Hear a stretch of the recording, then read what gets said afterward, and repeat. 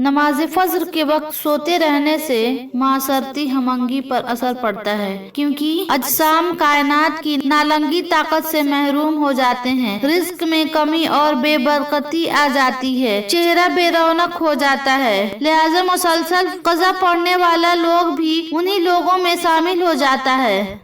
वह लोग जो मुसलसल नमाज ज़ोहर छोड़ते हैं वो बदमजाजी और बदज़हनी से दोचार हो जाते हैं। इस वक्त कायनात जर्द हो जाती है और मुअद्दा और निज़ामी इंतज़ाम पर असर अंदाज हो जाती है, रोज़ी तंग कर दी जाती है।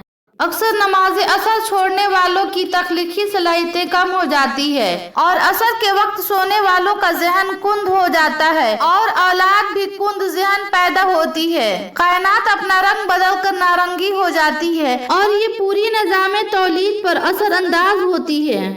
मगरिब के वक्त सूरज की साया सुर्ख हो जाती है, जिन्नात और इब्लीस ताकत उरूज पर होती है। सब काम छोड़कर पहले मगरिब की नमाज अदा करनी चाहिए। इस वक्त सोने वालों की औलादें कम होती है, अगर होती भी है तो नाफरमान होती है।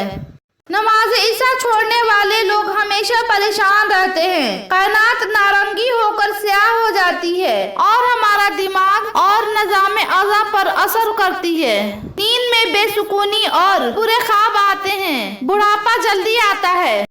अगर यह वीडियो पसंद आए तो लाइक करें, शेयर करें और कमेंट करें कि यह वीडियो आपको कैसा लगा।